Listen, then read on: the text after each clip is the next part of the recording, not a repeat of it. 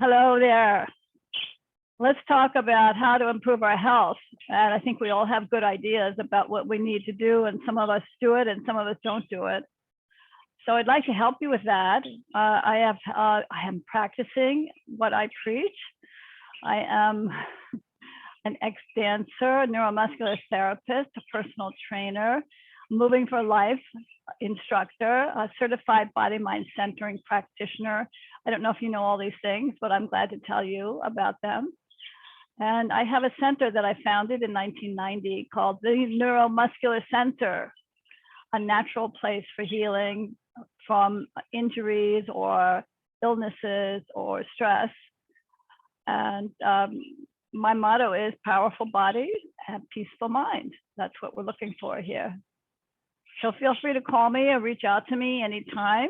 My number is 646-408-6419.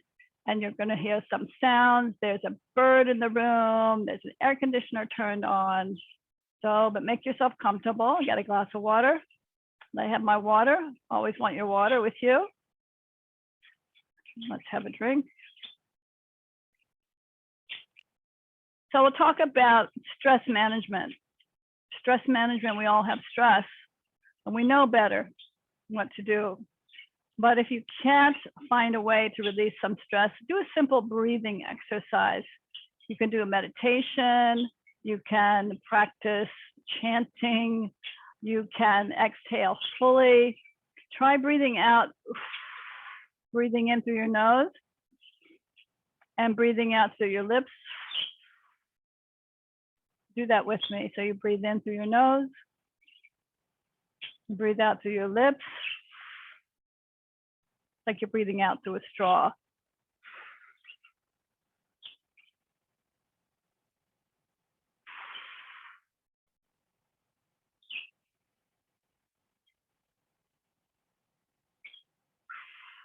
Now I already feel much calmer, and I hope you do too. That's an easy thing to remember. You can do that when you're ready. You can do that before you go to sleep. And let's talk about sleep, because sleep is very important if you want to be healthy. It turns out that your brain produces the most amount of human growth hormone, which is important for your body to keep up its growth cycle and your metabolism. That is produced most when you're between the hours of 10 p.m. and 12 p.m. So it's better to sleep from 10 p.m. on than it is to sleep a longer period after midnight. So you're better getting shorter amount of sleep versus a longer amount of sleep if you're going to sleep before 10 o'clock. So 10 to 12 are key 2 hours of time to sleep. See if you can get yourself to bed sooner. And don't have any lights on. Don't have any bright lights on, and don't watch the computer before you go to sleep. And if you can avoid watching TV before you go to sleep. When the sun sets, you should be setting. If you can turn your life around to live in daylight when the sun is up and to go to sleep when the sun comes down. There's been studies that show that light interferes with your natural processes and even can be responsible for breast cancer if you have a light on during the nighttime.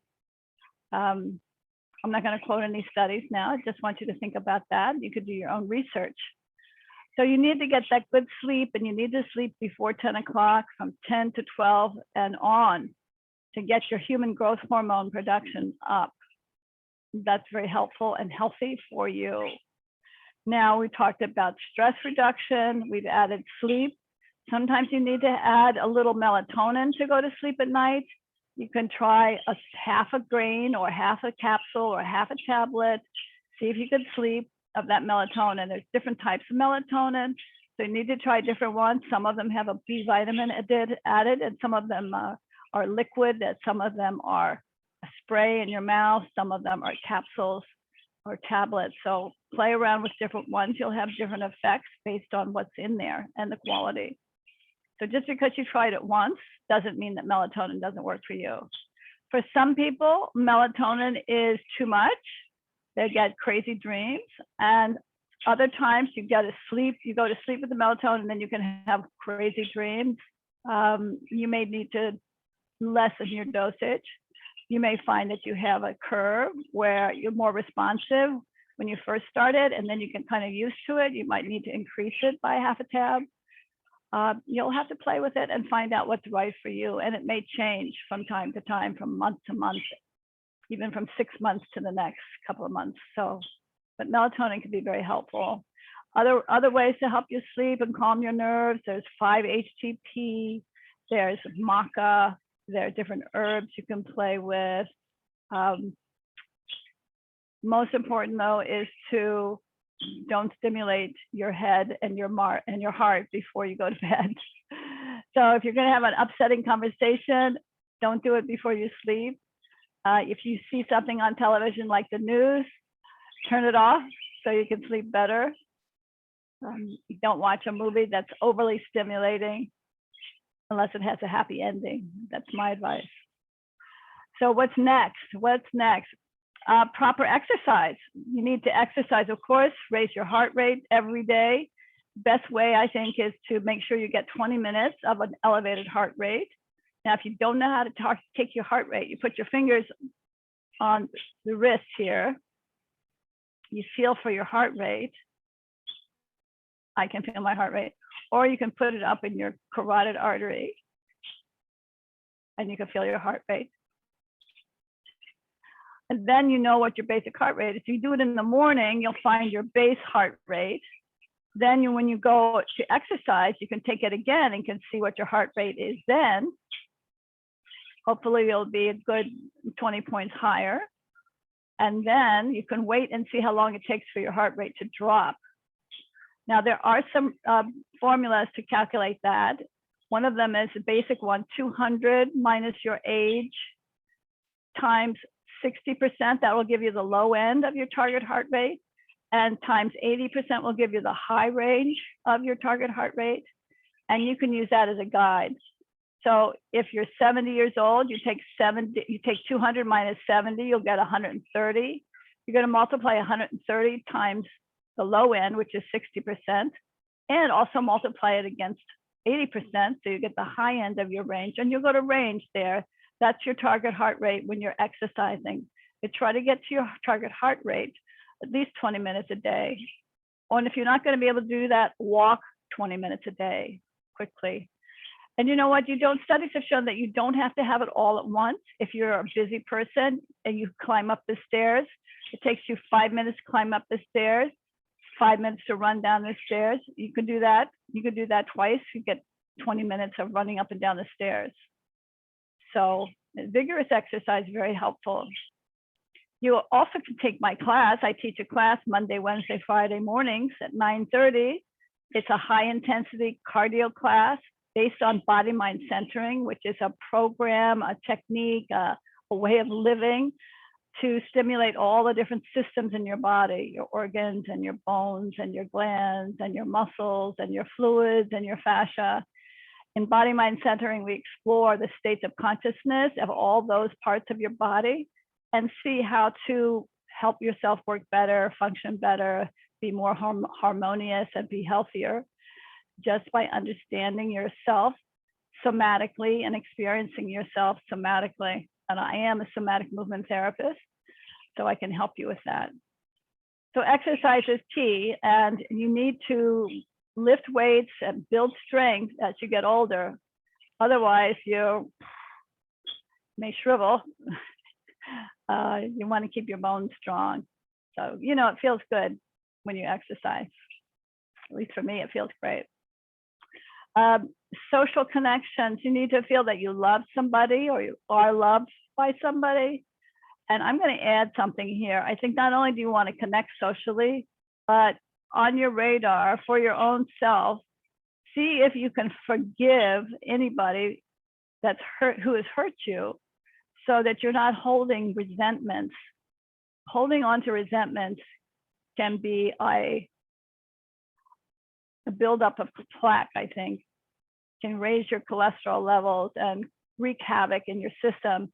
So you want to release and forgive those things that have hurt you in the past.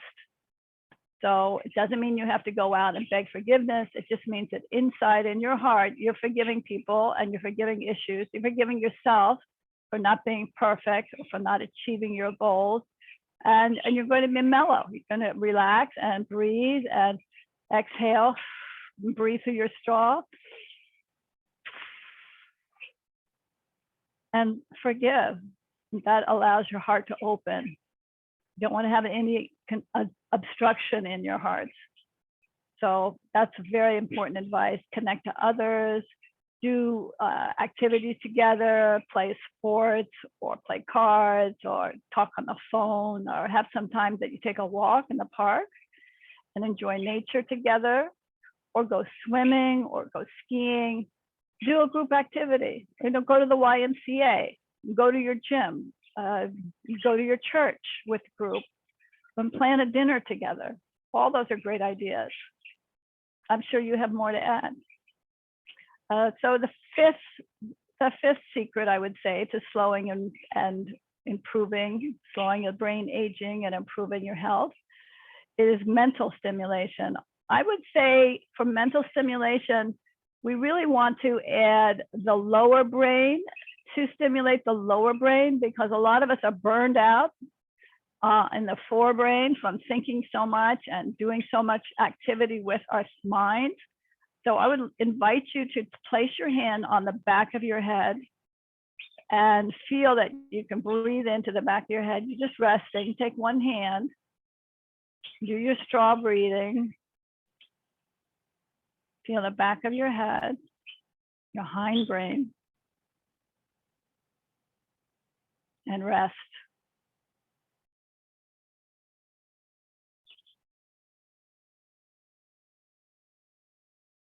Now in body mind centering, we call this cellular breathing. We're connecting the cells, and we're connecting to all the cells, so that all of your cells, which all have intelligence, they all have DNA, they have mitochondria, they have a nucleus.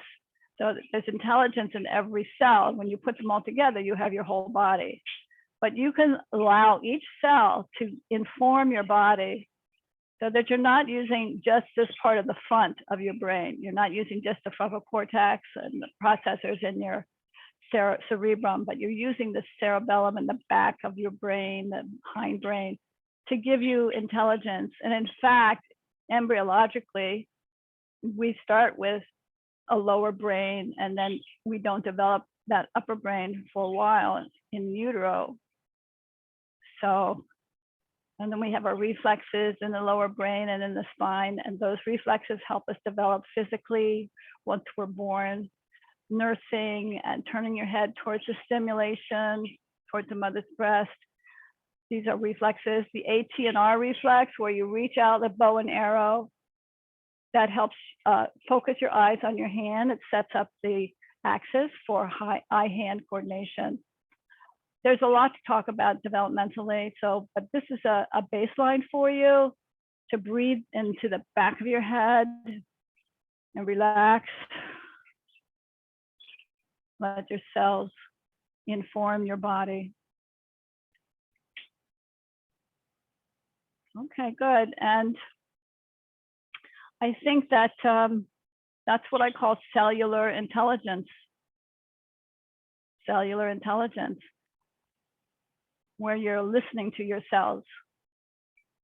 So we have exercise, food, good sleep, quality sleep, connecting to others, managing your stress, and listening to your cells as the 6 ways to improve your health. So I'd love to go into more depth with you. When you want to come in and have an appointment with me, you could call me or go to my website. My website is www.theneuromuscularcenter.com. Again, that's www.theneuromuscularcenter.com. Or you can text me or call me at 1, that's for the United States, I'm in New York City, 1-646-408-6419. I thank you for joining me today. It would be fun to see you in an exercise class, Monday, Wednesday, Friday. You can find that out when you contact me, and I'll give you more information. Thanks for joining me. Take care.